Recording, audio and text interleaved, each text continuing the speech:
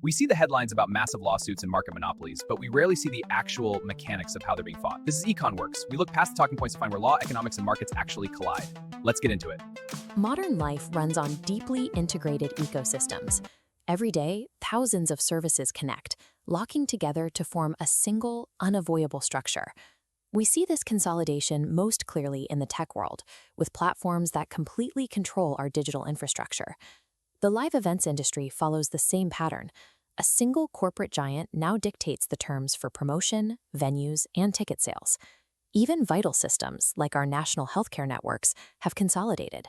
Complex webs of pharmacy benefit managers and insurers have merged into monolithic middlemen. When one company controls that much of a supply chain, consumers lose out.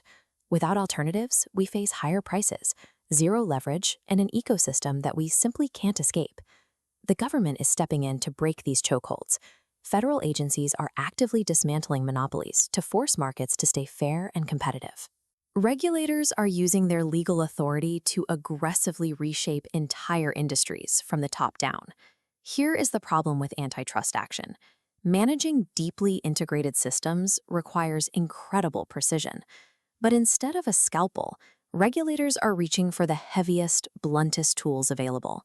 These aggressive interventions trigger a chaotic chain reaction. The unintended consequences threaten to break the exact products and services consumers rely on every day. Look at this first graphic detailing common competition remedies. On the left, behavioral remedies. The intended mechanic is strict oversight. Regulators impose specific rules dictating how a company conducts business. For example, prohibiting a platform from preferencing its own products over competitors. But look at the unintended consequence shown in this next diagram, the compliance trap. When you force these rigid rules onto a company, you alter its internal operations entirely. Instead of fostering fresh ideas, behavioral remedies force agile tech firms to spend all their energy navigating legal hurdles.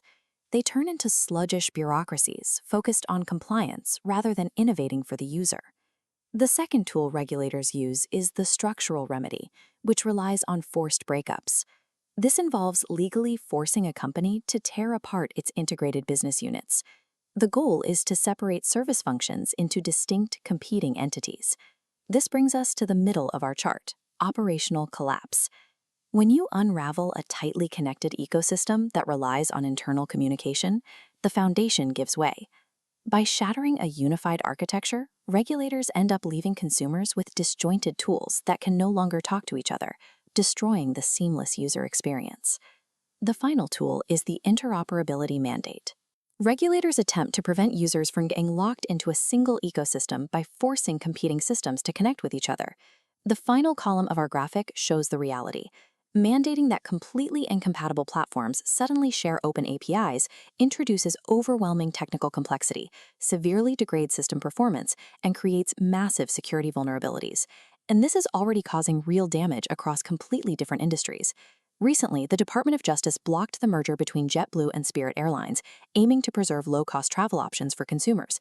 But by blocking that financial lifeline, the unintended consequence pushed Spirit straight into Chapter 11 bankruptcy, entirely removing a competitor from the board. In the fashion sector, the FTC blocked the Tapestry and Capri merger, preventing American brands like Coach from scaling their operations to match their competition. By preventing these domestic brands from reaching the scale they need to match massive European rivals, these heavy-handed interventions don't just fail to protect the market, they actively ensure American companies stay too small to compete globally. We need to stop doing market regulation as a simple battle of good versus evil. It is a highly volatile engineering problem. The competition toolkit has a lot of power behind it, but rough, imprecise methods end up defeating the purpose of antitrust laws. They degrade product stability and hurt consumer choice. As this illustration captures, the regulator's job is a delicate tightrope walk. They have to carefully balance market innovation and growth against the severe risks of intervention. The ultimate challenge for modern policymakers is figuring out how to foster healthy, fair markets without breaking the highly integrated systems that we rely on every single day. Are aggressive regulators getting this delicate balance right? Or, in our rush to fix the market, are we blindly regulating ourselves into a corner? Let us know what you think below.